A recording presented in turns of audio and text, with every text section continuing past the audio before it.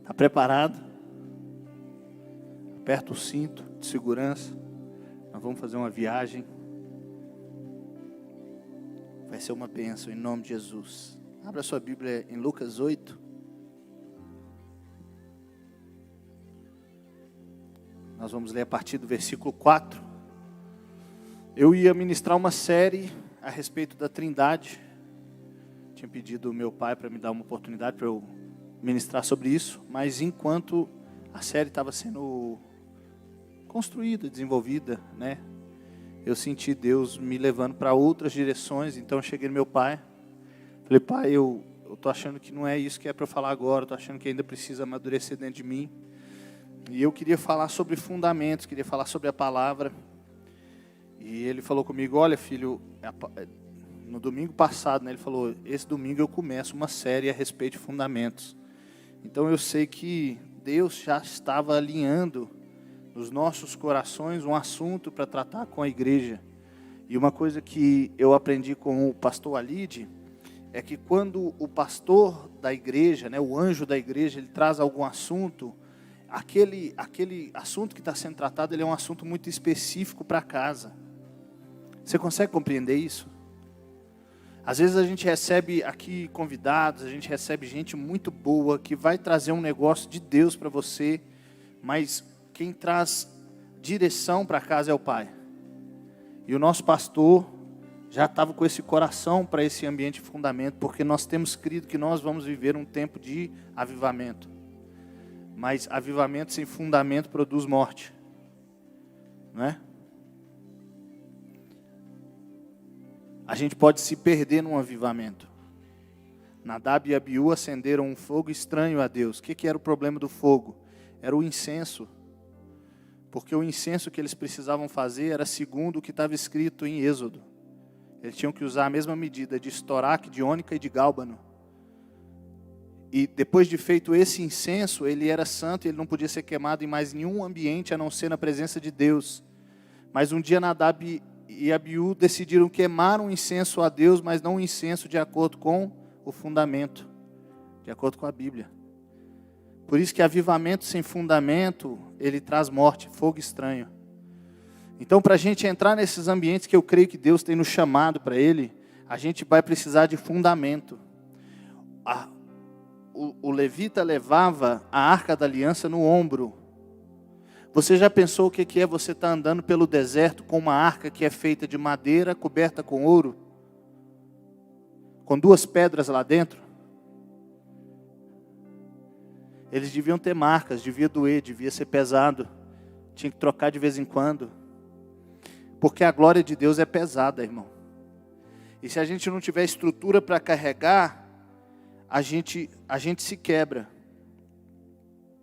Então eu creio que Deus está nos dando fundamento para estabelecer gente que vai ter estrutura para suportar a glória que vem. Amém? Você crê nisso comigo? Está escrito que o que a igreja ligar na terra vai ser ligado no céu. Você acredita de verdade? Amém. Nós vamos viver um tempo muito doido. Mas para a gente ficar doido, primeiro a gente tem que ficar são. A gente vai precisar de um pouco de fundamento. Amém? Você está vivo? Pode conversar comigo. Tá bom? Não fica com vergonha, não. Vamos lá. Lucas 8. A partir do 4. Nós vamos ler um pedacinho grande. Preste bastante atenção. Quando uma grande multidão se reuniu e pessoas de todas as cidades vieram até Jesus, ele disse por parábolas. Um semeador saiu a semear, e ao semear, uma parte caiu à beira do caminho, foi pisada, e as aves do céu a comeram. Outra parte caiu sobre a pedra, e tendo crescido, secou-se por falta de umidade. Outra caiu no meio dos espinhos, e os espinhos, ao crescerem com ela, a sufocaram. Outra, enfim, caiu em boa terra, cresceu e produziu a 100 por 1. Dizendo isso, Jesus clamou: quem tem ouvidos para ouvir, ouça. Então os discípulos de Jesus lhe perguntaram o que significava essa parábola. Jesus respondeu: a vocês é dado conhecer os mistérios do reino de Deus, mas aos demais Fala-se por parábola, para que vendo não vejam e ouvindo não entendam. Quem tem ouvidos, ouça, mas eu estou falando em parábolas para quem tiver não ouvir, e quem tiver olhos não vê. Engraçado isso, né? Este é o significado da parábola. A semente é a palavra de Deus. Os que estão à beira do caminho são os que ouviram, depois vem o diabo e tira-lhes a palavra do coração, para não acontecer que crendo sejam salvos. Os que estão sobre a pedra são os que ouvindo a palavra recebem com alegria. Esses não têm raiz, creem apenas por algum tempo e na hora da aprovação se desviam. A parte que caiu entre espinhos, estes são os que ouviram e no decorrer dos dias foram sufocados com as preocupações, as riquezas e os prazeres dessa vida. Os seus frutos não chegam a amadurecer. A parte que caiu na terra boa, estes são os que, tendo ouvido de bom e reto coração, retêm a palavra. Estes frutificam com perseverança. Ninguém, depois de acender uma lamparina, a cobre com um vaso ou põe debaixo de uma cama. Pelo contrário, coloca no lugar que ilumina bem, a fim de que os que entram vejam a luz. Não há nada oculto que não venha a ser manifesto, nem escondido que não venha a ser conhecido e revelado. Portanto, vejam como vocês ouvem. Portanto, vejam como vocês ouvem. Porque ao que tiver, mais será dado. E ao que não tiver, até aquilo que julga ter, lhe será tirado. A mãe e os irmãos de Jesus chegaram até onde ele estava, mas não podia aproximar-se por causa da multidão. E lhe comunicaram: sua mãe e seus irmãos estão lá fora e querem vê-lo. Jesus, porém, lhes respondeu: minha mãe e os meus irmãos são aqueles que ouvem a palavra de Deus e a praticam. Feche seus olhos comigo. Obrigado, Espírito Santo, pela sua presença e por tudo que o Senhor é. O Senhor estava em um ambiente de glória, cercado pelo Pai, o Filho e os anjos, num lugar perfeito de adoração. E o Senhor decidiu descer e vir morar em mim. E isso é tão lindo. É tão lindo saber que o Senhor deixou um lugar perfeito para vir habitar num lugar tão imperfeito. E o Senhor fica aqui convivendo com os nossos erros, nossas manotas, os nossos excessos, nossa humanidade. Mas o Senhor trouxe consigo o poder de nos tornar parecidos com o Pai, com Cristo. E o Senhor veio nos fazer Cristo na terra. Por isso eu te agradeço. Te agradeço pela sua amizade leal, que todos os dias quando eu chamo o Senhor vem. Na verdade o Senhor sempre está aqui. Uau! Como o Senhor é lindo. Como eu te amo. Como eu quero dar valor à nossa comunhão, à nossa amizade. Senhor, eu não te peço para subir aqui com o teu poder, tua eloquência, a tua palavra. Não, eu peço que o Senhor suba comigo de mãos dadas. Que o Senhor possa me usar como instrumento e que eu desapareça completamente para que só vejam a Ti. Que seja tudo para a Tua honra, para a Tua glória. Abre, Senhor, o céu sobre nós. Derrama uma chuva, Senhor. Agora que toque os nossos corações e que pegue essa semente que está sendo lançada e faça ela frutificar. Conecta a gente no Teu Espírito Santo. Libera os anjos ministradores, entregando agora, Senhor, os presentes que o Senhor tem preparado para essa noite, Senhor, em nome de Jesus. Dá-nos ouvidos para ouvir, Senhor. Quebra nesse ambiente tudo que pode nos roubar essa palavra, Senhor. Eu abençoo esse ambiente para ser um ambiente onde o Senhor se move com profundidade e liberdade. Que seja tudo para a Tua glória e que seja tudo do Seu jeito. Em nome de Jesus. Amém.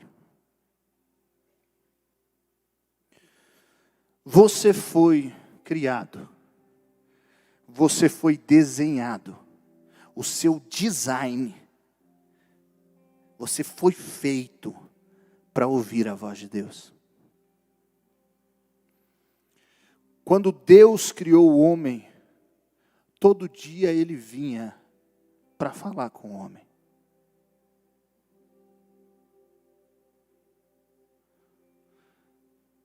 Agora, de vez em quando, a gente encontra com pessoas que dizem: ô Wolf, eu não consigo ouvir a voz de Deus, ou eu nunca ouvi a voz de Deus. Bom, nem sempre quando a gente ouve a Deus, a gente compreende completamente o que Ele está dizendo.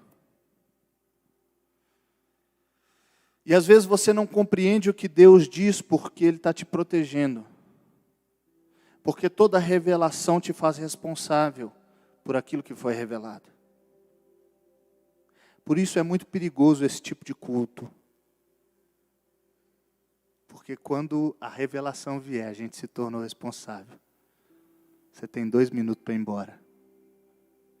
Mas se você ficar, irmão, vou te responsabilizar por algumas coisas hoje à noite.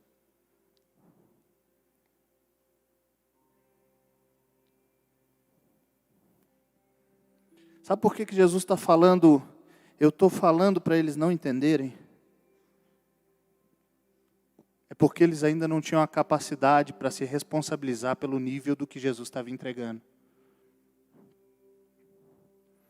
Às vezes a voz de Deus vem, e ela vem de uma forma que você não compreende, mas é para o seu bem. Jesus é a palavra, por isso todo o ambiente que Jesus se apresenta, existe alguma coisa sendo dita. Por isso que quando você sente a presença do Espírito Santo, você sente a presença de Deus, alguma coisa já está sendo dito, mesmo que você não entenda nada. É por isso que a sua conversão, ela aconteceu a partir de um ouvir de Deus, que te fez entender que você estava em pecado, que você precisava dele, que sem ele você não era nada. Ouvir a Deus não quer dizer compreender, mas você também foi desenhado para compreender. Eu tenho vivido uma experiência de ouvir a Deus constantemente. De vez em quando meus meninos vão fazer o tempo com Deus dele de manhã, e quando eles saem daquele tempo com Deus, eu falo: e aí, orou? Orei. Deus falou com você? Falou: não, pai, então você não orou. Que isso, pai? Deus fala com o senhor todo dia? Fala, todo dia. Irmão, Deus fala comigo todo dia.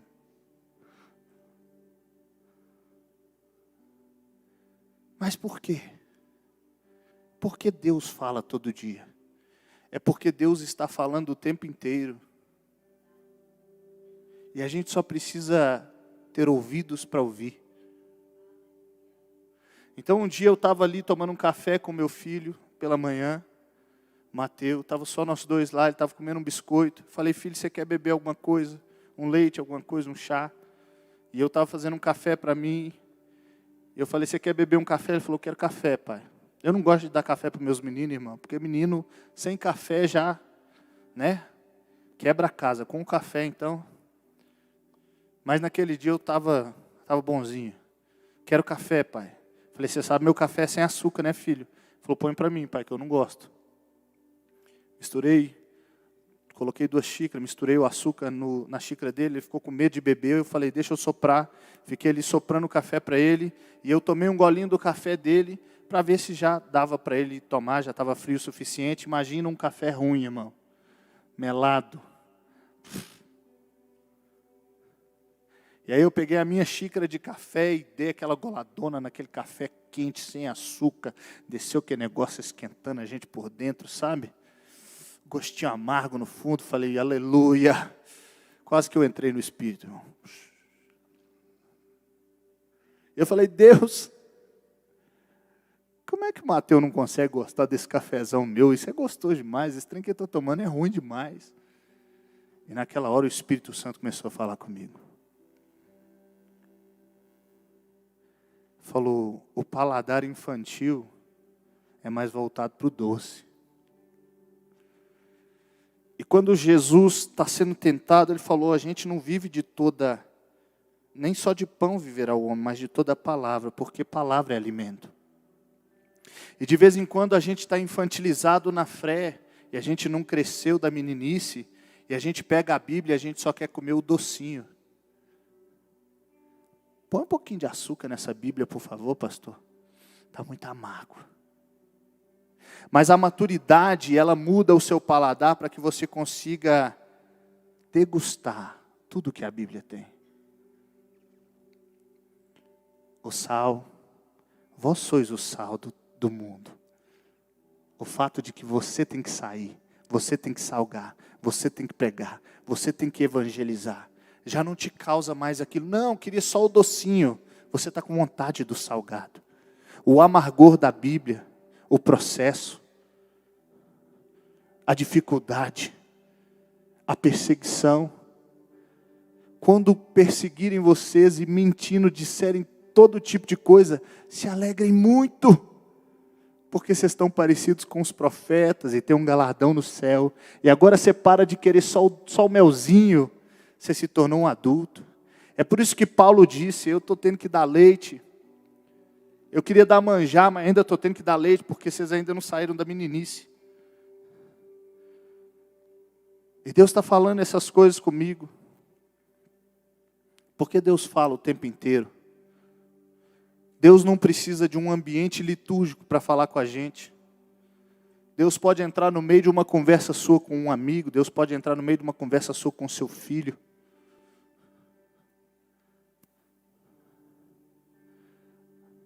Sabe qual tipo de conversa que você tem coragem de interromper? Aquela que você tem intimidade para interromper. Por isso que de vez em quando eu estou conversando com alguém, o Espírito Santo vem, dá licença, deixa eu falar um negócio com ele aqui.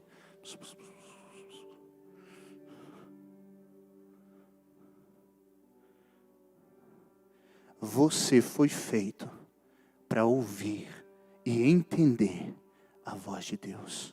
Quem tem ouvidos, ouça.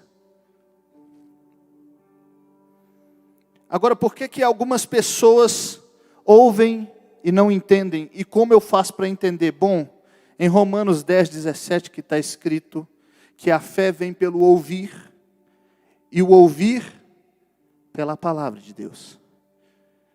A gente já ouviu várias vezes, talvez alguém ensinando que a fé vem pelo ouvir a palavra de Deus. Não é isso que está escrito. Está escrito que a fé vem pelo ouvir, a fé vem por um relacionamento. Fé é confiança, e se você só tem confiança naquilo que você conhece. Você cria um relacionamento com uma pessoa e à medida do que você vai ganhando intimidade, você vai conhecendo o caráter, os valores, você vai ganhando confiança, você vai tendo mais fé. Então a fé vem por um relacionamento, a fé vem por ouvir o que Deus está falando, a fé vem por ouvir o que Deus está te direcionando. Mas o ouvir vem pela palavra. Sabe por quê? Porque Deus nunca vai falar contra a palavra dele. A palavra de Deus é a segurança para que tudo o que Ele está te dizendo esteja balizado num fundamento, para você não se perder num ambiente de intimidade. Uma vez alguém chegou para mim e falou assim, Deus é meu camarada. Irmão, vontade de dar um murro na... Isso não é coisa de crente não, né? Vontade de dar um beijo. Deus não é seu camarada. Deus pode ser seu amigo, mas camarada é um cara que está na mesma altura. Só que quando a gente não tem fundamento, a gente vai pegando as nossas experiências e a gente vai olhando para Deus a partir de nós mesmos. E aí, você não é mais um espelho que reflete a Deus, é Deus que reflete a sua imagem. E Deus ficou do seu tamaninho.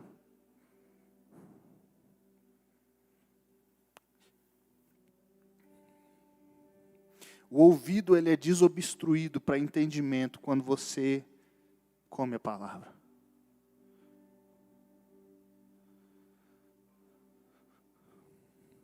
Você vê que Jesus fala no versículo 11, a semente é a palavra de Deus.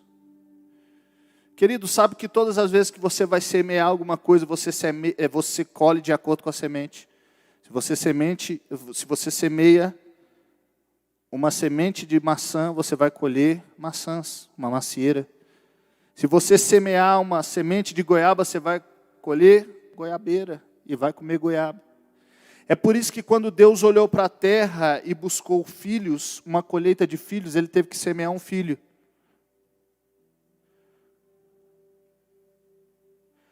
Jesus é a palavra.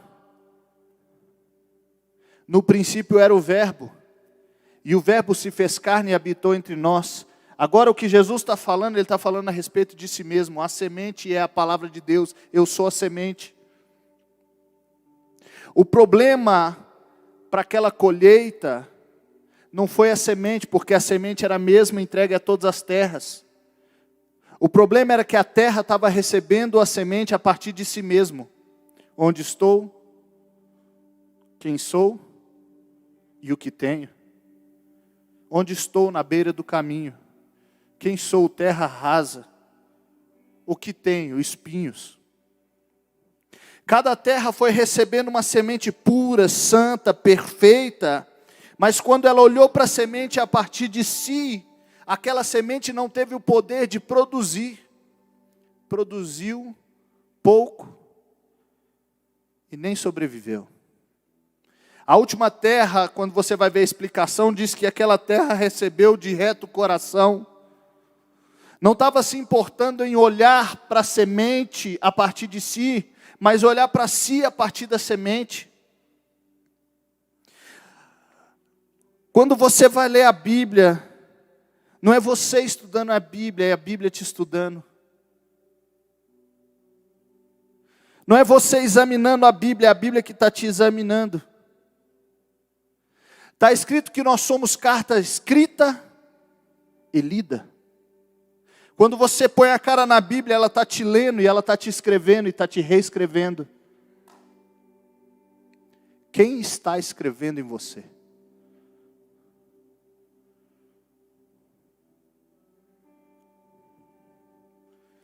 Em 1 Coríntios 3, o apóstolo Paulo está ensinando algumas coisas. Ele fala, eu plantei, Apolo regou, mas o crescimento veio de Deus.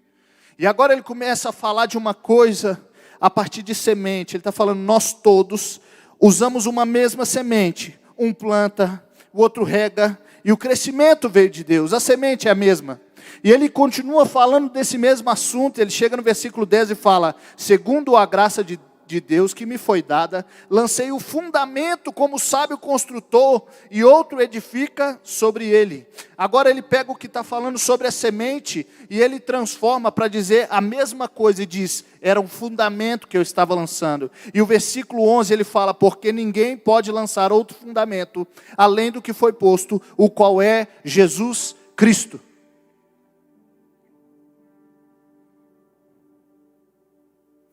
Não existe outro fundamento para se construir, porque o fundamento foi posto e ele é Cristo, a palavra.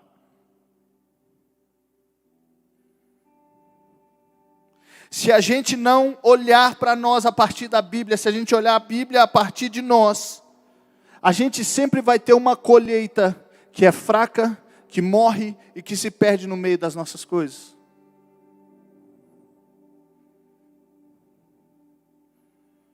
E essa é uma teologia satânica. Você sabia que o diabo não quer te fazer satanista?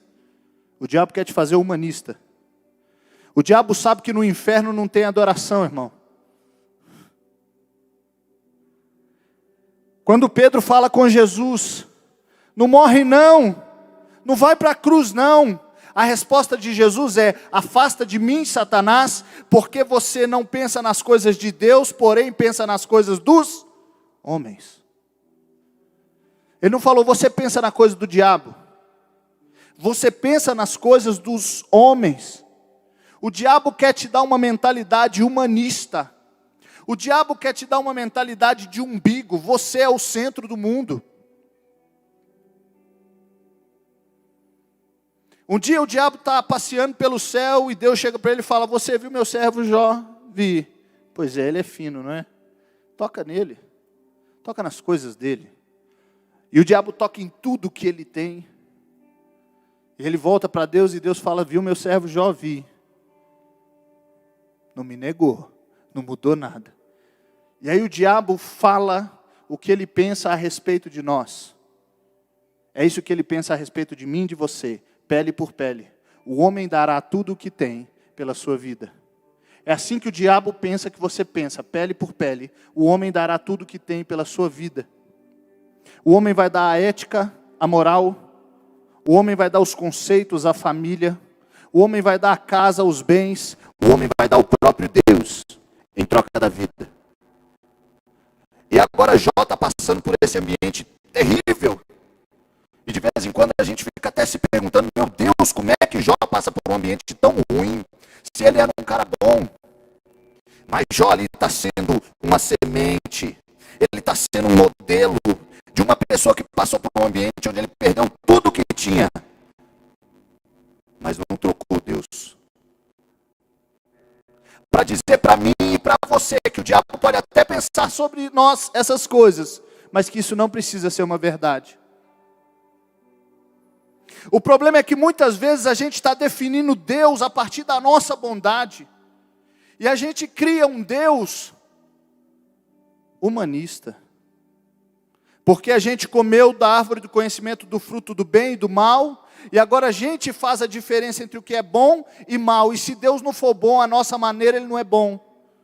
E de vez em quando a gente lê a respeito de Deus na Bíblia, e isso nos ofende. Você sabe o que você faz com isso? Joga fora. Esse não é o Deus que eu conheço. Sabe o que os amigos de Jó estavam falando com ele? Você ficou maluco, cara. Você acha que Deus ia te condenar a viver tudo isso se você não tivesse um pecado? Você tem que ter feito alguma coisa. Deus é bom, Deus é bom, Deus é bom. E Jó está falando, eu sou justo. Eu queria encontrar com ele, perguntar o que eu fiz, porque eu não fiz nada. Eu sou justo, eu sou justo. E Deus aparece no final e fala assim, olha, eu estou muito chateado com vocês, porque vocês não falaram a meu respeito a coisa correta como fez meu servo Jó. Sabe o que Deus está falando? Eu não preciso da sua defesa, porque a sua bondade não é a minha bondade. Você no máximo em si consegue ser bonzinho, eu sou bom. Não leia Deus a partir de você. Leia você a partir de Deus. E o diabo vai tentar a Jesus, e ele faz a tentação que ele tenta todo homem. Jesus recebe uma palavra da boca de Deus que diz, esse é meu filho amado e nele eu tenho prazer. E o Espírito Santo fala com ele, vamos embora para o deserto. Mas espera aí, a palavra não é que eu sou filho amado. A palavra não é que eu estou dando prazer. A palavra é essa. O deserto é a experiência. De vez em quando a experiência não condiz com a palavra. Qual dos dois você escolhe? O diabo chega para Jesus e fala assim, está com fome? Transforma pedra em pão. Deixa eu traduzir para você. Está com fome, Jesus? Transforma fundamento em algo que alimente a sua necessidade. Pega algo que você usaria para construir e mata a fome do Deus no seu ventre.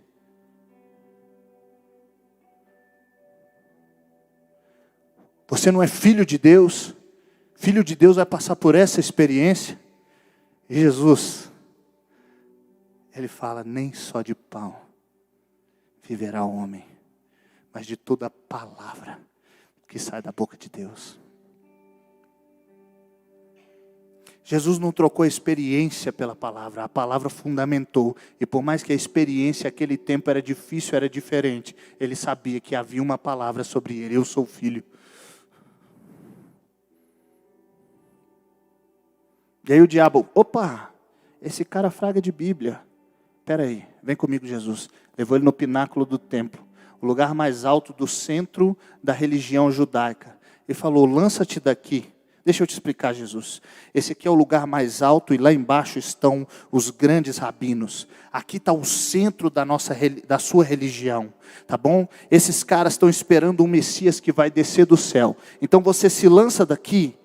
E eu tenho fundamento bíblico, porque está escrito que dará ordem aos seus anjos, e eles não deixarão que você tropece em alguma pedra. Ou seja, pula daqui, e eles vão te segurar, você vai descer voando, e o Messias que vem do céu vai ser recebido pela maior, os maiores religiosos da época.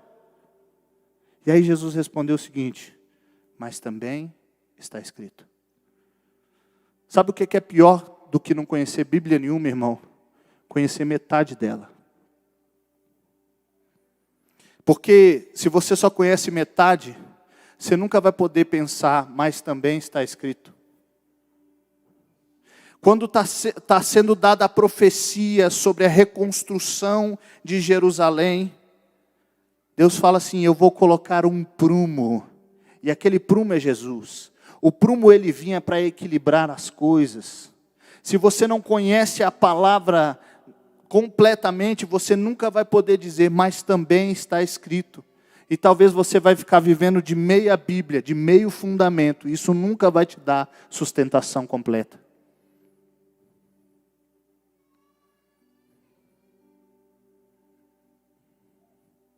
E agora surgiram uns pastores, uns crentes, uns teólogos, dizendo que Bíblia é coisa de homem, que Bíblia não é inerrante, que Bíblia não é sagrada, que Bíblia não é fundamento. Misericórdia.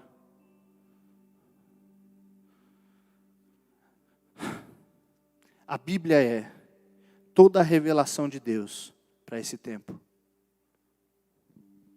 A Bíblia é toda a revelação de Deus para esse tempo.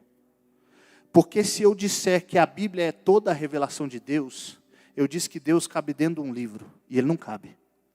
Mas para esse tempo, para esse período, a Bíblia é toda a revelação que você precisa, todo o fundamento que você precisa para viver uma vida sadia, saudável, fundamentada nele.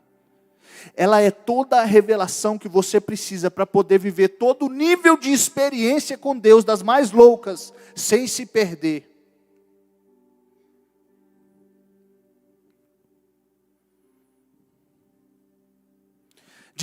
Estão dizendo agora que a experiência é maior que a Bíblia. Que a Bíblia é um escrito medieval feito por pessoas que não tinham tanto conhecimento.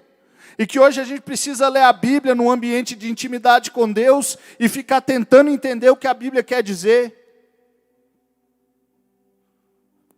O ouvido nunca vai poder produzir palavra.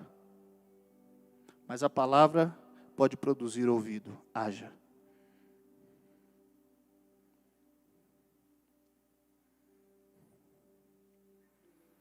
Se eu tiver ouvido sem palavra, meu ouvido é inútil.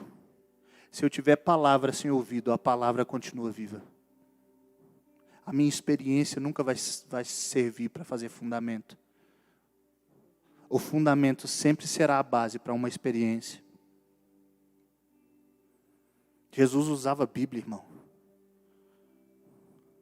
Jesus não só usava a Bíblia, Jesus é a Bíblia. E existe um pensamento que diz Jesus é a chave hermenêutica, e esse pensamento é verdade. O que esse pensamento quer dizer é que a Bíblia sem Cristo, ela não faz nenhum sentido.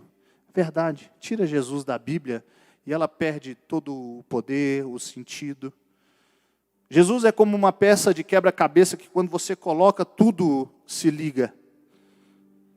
Mas o problema é que, às vezes, por falta de conhecer com profundidade o que a palavra diz, as pessoas vão entrando em umas viagens muito loucas.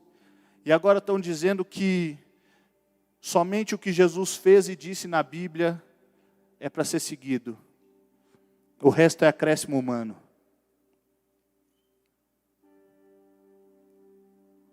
Jesus usou a Bíblia, irmão. Jesus discorda do que nós falamos. A palavra de Cristo discorda do que nós falamos.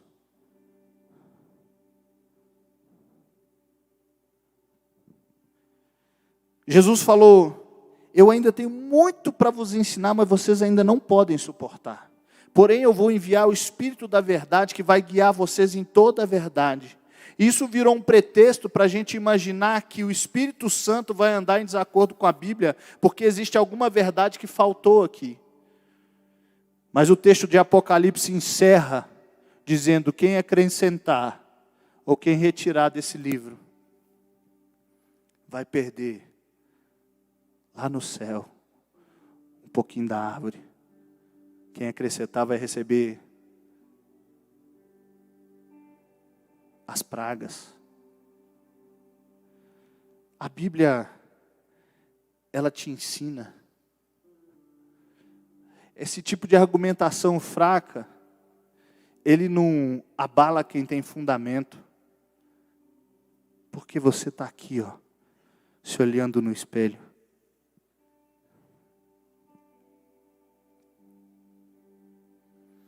Jesus usou a Bíblia para passar pelas tentações. Nem só de pão viverá o homem. Jesus usou a Bíblia para fundamentar o que cria. Jesus usou a Bíblia para ensinar. Ele abre o livro de Isaías, ele fala: o Senhor me ungiu para apregoar as boas novas. E aí ele fecha aquilo e fala assim: hoje se cumpre o que está acontecendo. Jesus usou a Bíblia para se mover. Está escrito em João que ele, vendo que tudo estava consumado, para que se cumprisse as Escrituras, disse: tenho sede. Ele se movia para cumprir o que estava escrito.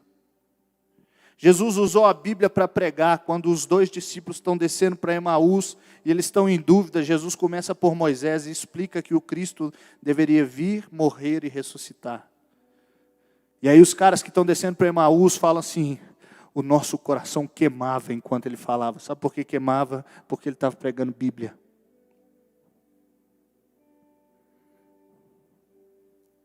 Sabe por que quando Jesus termina o Sermão da Montanha, eles ficam admirados porque ele falava com autoridade? É porque ele estava pregando fundamento. O Sermão da Montanha é todo sobre fundamento. É todo sobre fundamento. Todo. Sabe o que é fundamento? Fundamento é algo que você põe num lugar escondido e sustenta toda a casa. E aí ele fala assim: não faça suas obras nas frentes dos homens, não. Fundamento. Não deixe que sua mão esquerda saiba o que a direita está fazendo quando você der esmola. Quando for orar, entra num lugar escondido. Quando você for jejuar, passa um gelzinho no cabelo, arruma a roupa. Não deixe os outros saberem, não, porque fundamento é para debaixo da terra. Não acumulem tesouros sobre a terra, onde o ladrão rouba, porque às vezes você está querendo pôr parede sem fundamento, e aí o ladrão consegue roubar. Mas coloque os seus tesouros no céu, no céu. Está escrito sobre a terra em cima, depois no céu dentro. Fundamento é dentro. E por fim ele fala assim: quem ouve essas minhas palavras e as pratica, eu vou comparar a um homem que construiu uma casa sobre um fundamento. Sabe por que no final eles estão assim: uau, que autoridade? É porque ele está falando sobre fundamento. E ele está apoiado, suportado e vivendo sobre fundamento. Em Lucas 24, 44, está escrito: a seguir, Jesus lhes disse: são estas as palavras que eu lhes falei, então, estando ainda com vocês. Era necessário que se cumprisse tudo o que está escrito a respeito de mim na lei de Moisés. A lei de Moisés era a Bíblia da época. Jesus está falando com os discípulos depois de ressurreto. Era preciso cumprir-se todo o que estava escrito a respeito de mim na Bíblia. E aí ele fala assim: então lhes abriu o entendimento para compreenderem as Escrituras. Se a sua experiência com o Espírito Santo é o suficiente para te dar sustentação, por que vai abrir a mente dos discípulos para compreender as Escrituras, se eles estão a um pouquinho de receber o Espírito Santo?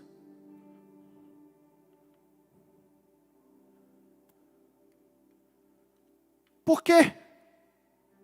Por que essa importância, esse valor para um livro medieval, um livro que não é sagrado, um livro que é cheio de erros? Por quê? Por que Jesus deu esse valor?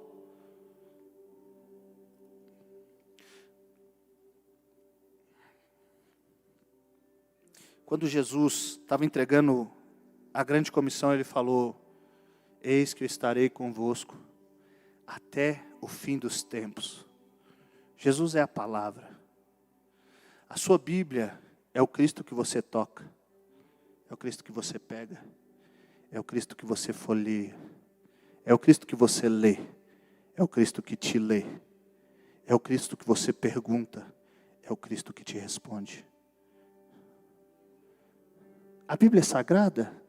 Talvez o papel não, a capa preta talvez não, talvez a tinta que está aqui dentro não. Talvez tenha um monte de coisa que não é sagrado. Quem sabe até os livros separadamente não fosse.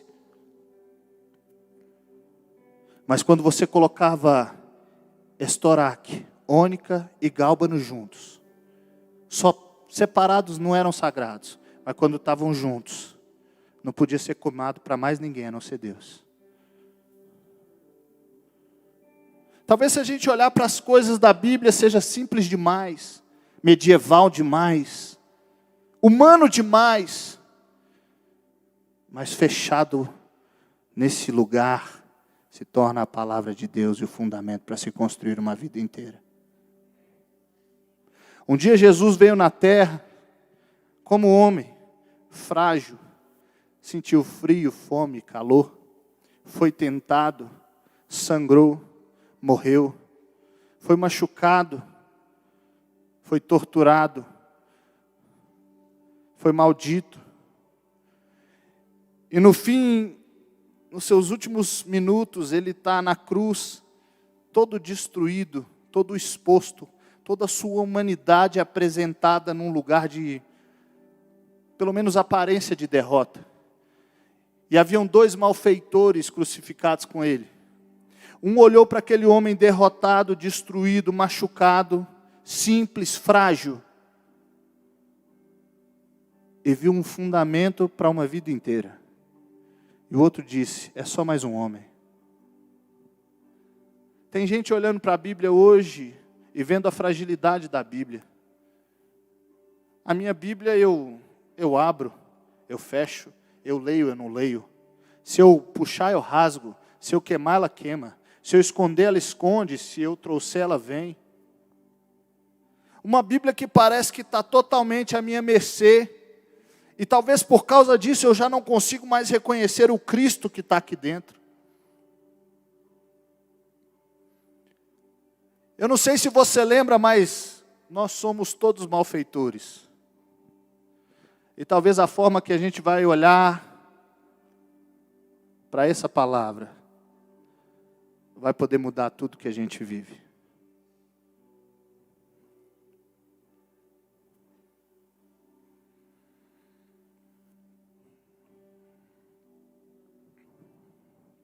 Eu sou apaixonado com a Bíblia.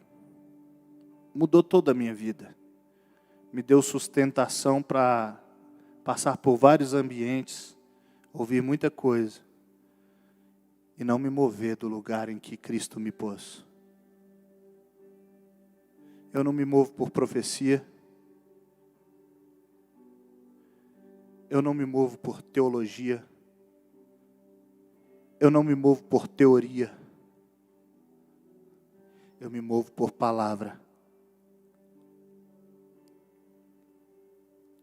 O que me sustenta, o que faz caminho para eu caminhar é a palavra. Lâmpada para os meus pés, luz para os meus caminhos.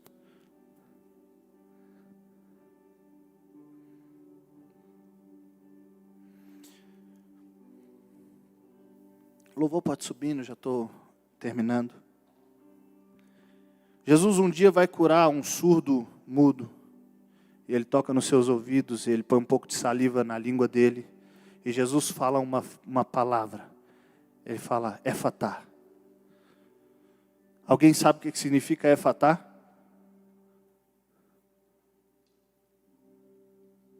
Abra-se, ou abra-te.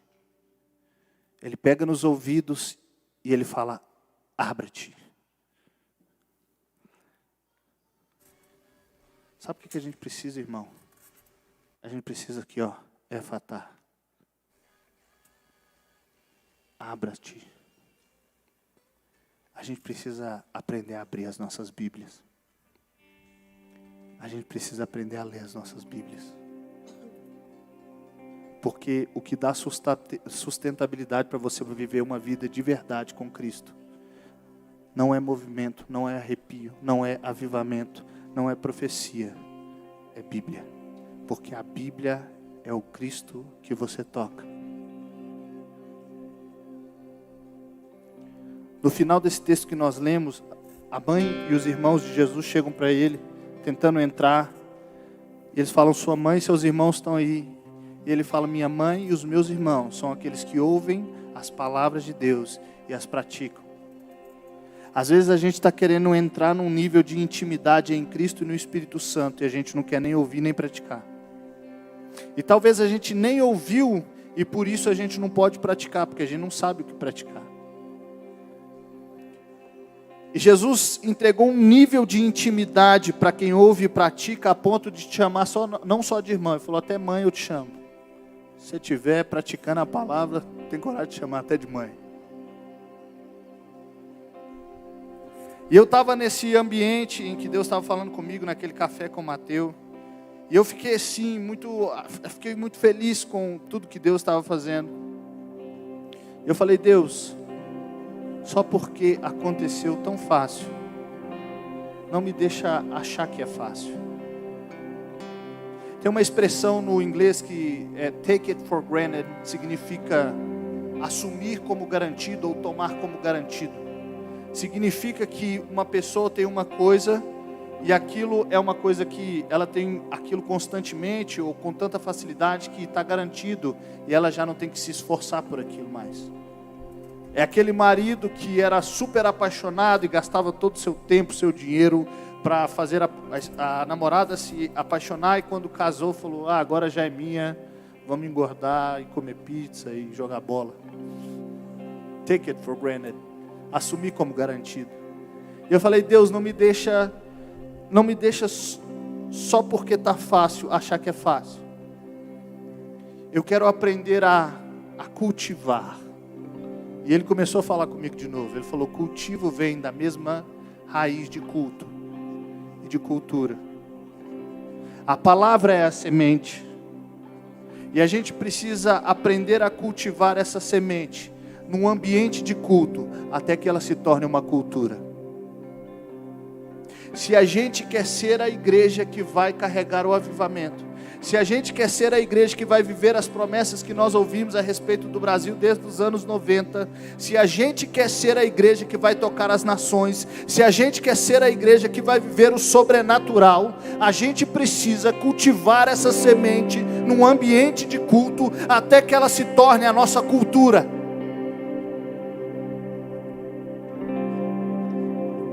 Até que a palavra seja parte de quem você é. Porque Jesus te chamou para ser o Cristo encarnado nesse tempo. Por isso todas as vezes que você enche de palavra, você se enche de Cristo. E aí você pode encarnar uma palavra que representa Ele. Você quer isso?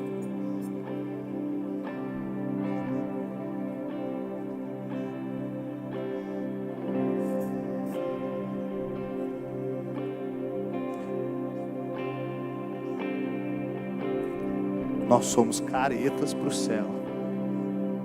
No céu tem anjo de 4 cabeças, irmão. Nós somos muito careta para o céu. Eu vou te perguntar de novo.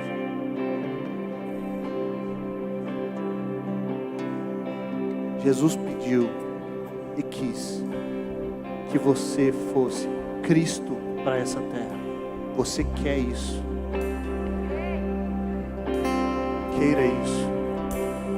Queira isso, porque você vai ser resposta. Você vai ser resposta para as pessoas. Você vai ser resposta para aquela pessoa que você está orando por ela há tanto tempo. Aquele filho que está perdido. Aquele sobrinho que não encontra mais Jesus. Você vai ser resposta para a sua casa, para o casamento destruído que você tem vivido. Você vai ser resposta para os seus filhos dentro da sua casa. Você vai ser Jesus para a sua casa. Você vai ser Jesus para o seu bairro. Você vai ser Jesus para o seu serviço. Você vai ser Jesus para a cidade, para a nação. Você vai ser Jesus nessa terra. Não tem nada mais lindo do que representar a Cristo.